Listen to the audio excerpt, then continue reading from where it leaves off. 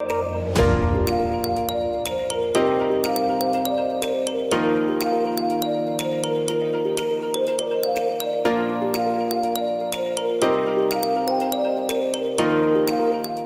this week, I joined the hundreds of thousands of Kenyans who tuned in to watch Deputy President William Ruto being interviewed by Linus Kakai, or was it Lenus Kakai? A wonderful interview with its own challenges, including some people saying it was a little boring, but I think it was a good interview. I noticed something during the interview that will form the basis of my video this week. Without being an expert in the body language, I noticed there was something about William Samoei Ruto. He looked deflated. The confidence had gone. The vigor, the energy normally associated with him was clearly and visibly lacking. Then I got thinking, what could be happening? And the conclusion I arrived at was that Ruto has received a beating. He's not the same confident Ruto that has been running around the country.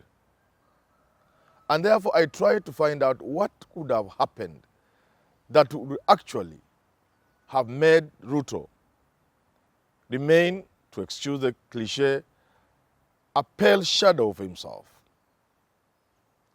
And certainly, many things have happened to produce the Ruto that I watched on Citizen TV this Thursday. The beaten Ruto must have been a product of thorough beating that he has gone through.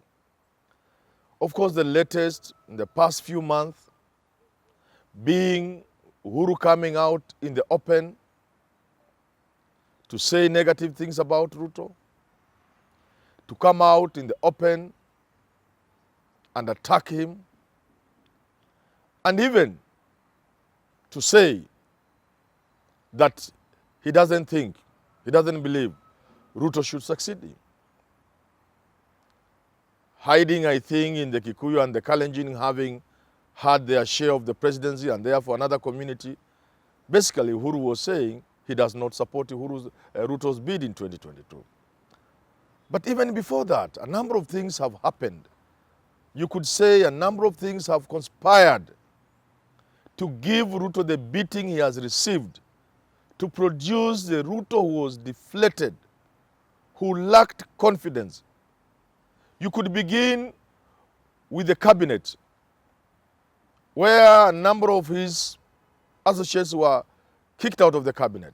Of course, you would remember Rotich, Bet, and the rest. You could then go to the Jubilee Party and see the treatment his people have received in Jubilee Party. The latest, of course, being Kositani, being jettisoned out of the party, deputy secretary position. A party in which Raphael Tuju reigns supreme, in which Ruto's people have received a beating. You could then move to Parliament and see that Ruto's people were removed from committee positions, from leadership positions in both the National Assembly and Senate. You are talking of Duale being removed as the leader of government, a powerful position, after a host of others had been removed. You could then proceed and go on and see the beating Ruto received in BBI, when all but 3 counties, except for 3 counties, 43 counties, and I think there's one that didn't vote or something like that, including counties from Ruto's strongholds, all voted for BBI. And then finally, the by-elections. Any keen observer of Kenya's political scene must have seen that after the loss in Kabuchai, Matungu, and Machakos, especially Machakos, the confidence levels dropped to levels that produced the Ruto we saw on Citizen TV. And in fact, a number of his followers must be having second thoughts. And did not stop there. There is talk of people leaving him. Others like Didymus Barasa have already left. So the confidence in the Ruto camp has dipped so low that you could evidently see it. And why could this be happening? It's happening because reality is dawning on some of his supporters.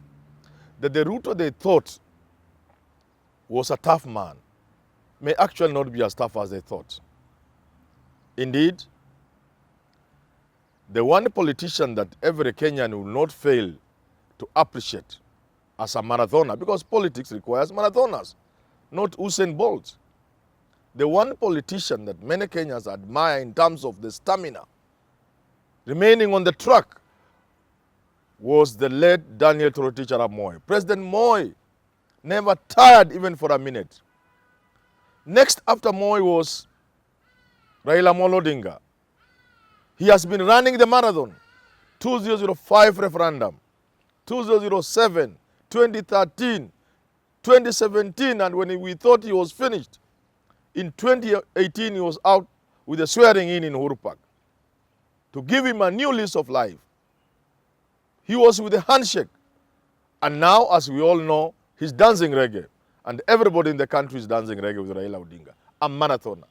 Many had hoped and believed that the next person to be considered as a marathoner would have been William Samoei Ruto. I think we were wrong. It turns out Ruto was actually a sprinter, like Usain Bolt.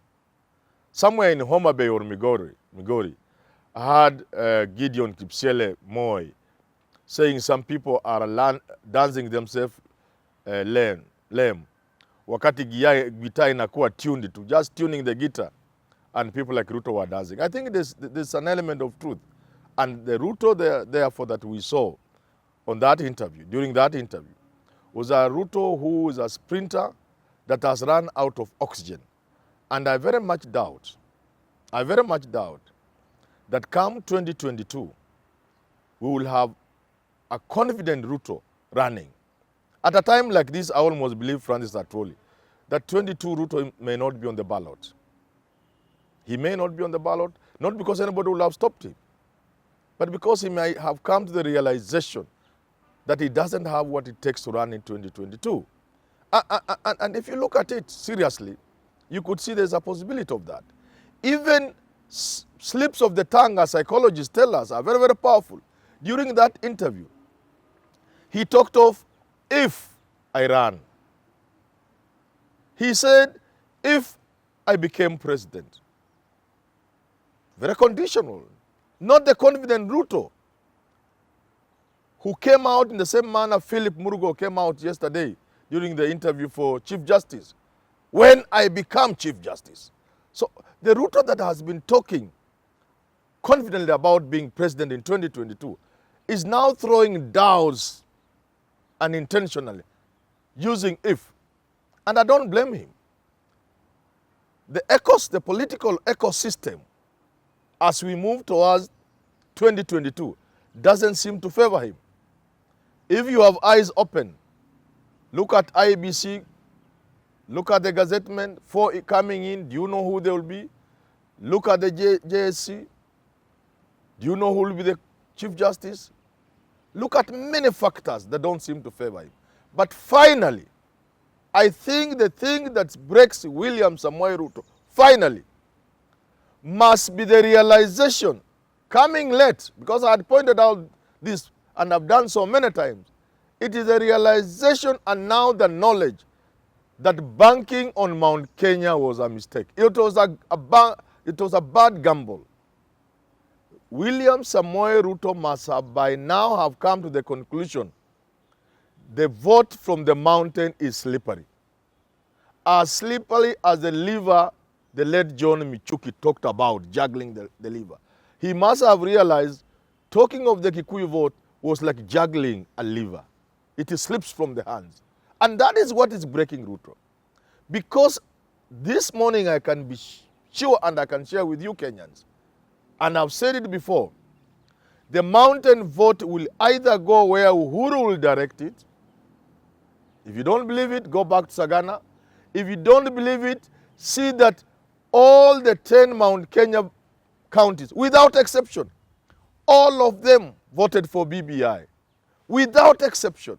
If you are still doubting, that is your problem. So it's quite likely that Uhuru Kenyatta, and popular in the mountain as he may be now, could direct these people to where he wants.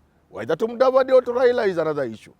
There is also a distinct possibility, and I've said this repeatedly, that the mountain vote will not go to Ruto because it will belong to the mountain. Because the mountain people could produce their own person, especially seeing what's going on now. So the realization and the knowledge that the Kikuyu vote is not his must have had a toll on William Samoei Ruto.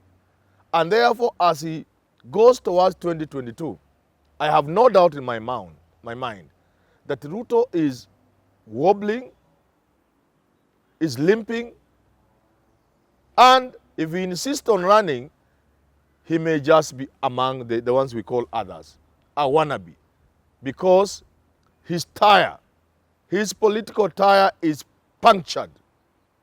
And that was evident on the TV show or during the interview. I think, therefore, if I were William Samoei Ruto, and I've said this repeatedly, take stock, retreat. Intelligent, good generals have retreated and come back to win major wars. Major battalions, major wars. The time for William Samoei Ruto to retreat and save his energy and his troops to fight in another war, perhaps in 2027, 2032, is now.